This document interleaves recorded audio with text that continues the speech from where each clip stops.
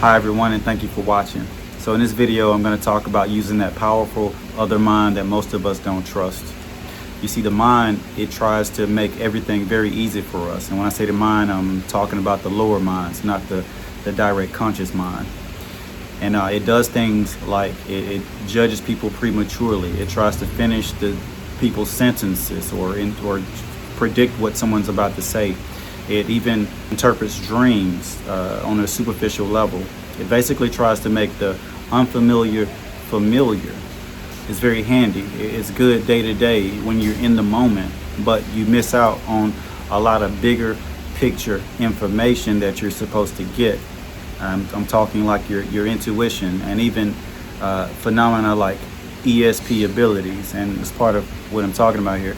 So I'm exploring the idea of the powerful insights that we get and how we may be consciously transforming or distorting those insights. And we're going to break down on a psychological level, and I'm going to use some studies to show you that this is happening and how to be more conscious and aware of it so that it doesn't keep happening. So to put this all into perspective and make it make more sense, I'm going to tell you a little story. There was a researcher by the name of J.B. Rhine of Duke University like 100 years ago.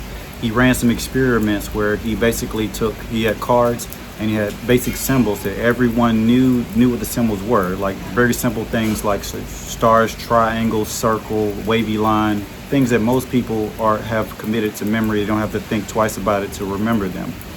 And they ran these experiments, and the people that participated in the experiments, in the beginning, they did really well at guessing what the cards were. And they actually did better than probability. But over time, the results, they declined. They got worse and worse and worse. And the researchers, they didn't know what was going on. They couldn't figure it out. But they did learn something through this. And one proposed explanation was surprisingly simple. And that explanation was from other researchers that had learned about the Buddhists. The Buddhists, hundreds of years ago, they already knew that it's much easier to recognize something that you've never seen before than it is to describe or recognize something that you know well. And in fact, the better you know it, more unreliable it becomes. And it basically becomes unreliable to the point where it interferes with perception. So fast forwarding 100, not 100, but 50 years later, because it started 100 years ago with that research, and 50 years later we come to a very famous remote viewer or psychic by the name of Ingo Swann. He has many documented feats of what he was able to bring to the world or explain that no one else could see, but was later confirmed after the fact. And what he said what the limits were to our perception and our intuition and instincts. He said limits were things like trying to name things, trying to overanalyze things, using your imagination, things like this. All the things that block you from seeing things from what they actually are. He said those were the impediments to you receiving extrasensory information. And since then, remote viewing has gained lots of popularity and has been used more since the time of Ingo Swann, when he was very active. And the thing about remote viewing, or what we can take from this phenomenon or learn from it, is that what it does, it shows you how to see things for what they actually are, not for what we expect them to be or what we're trained to see them as.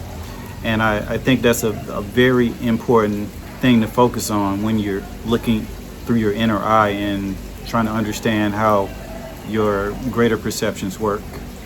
And maybe one of the biggest challenges in all of this is not receiving this accurate, powerful information, but discerning it from what the mind already thinks that it knows, or what it tries to make this information into. Because I'm a strong believer in we have all the information, we have all the knowledge. It's all there. It's all right before your very eyes. All you have to do is just open your eyes, look at it, and break it down for what's true or not true.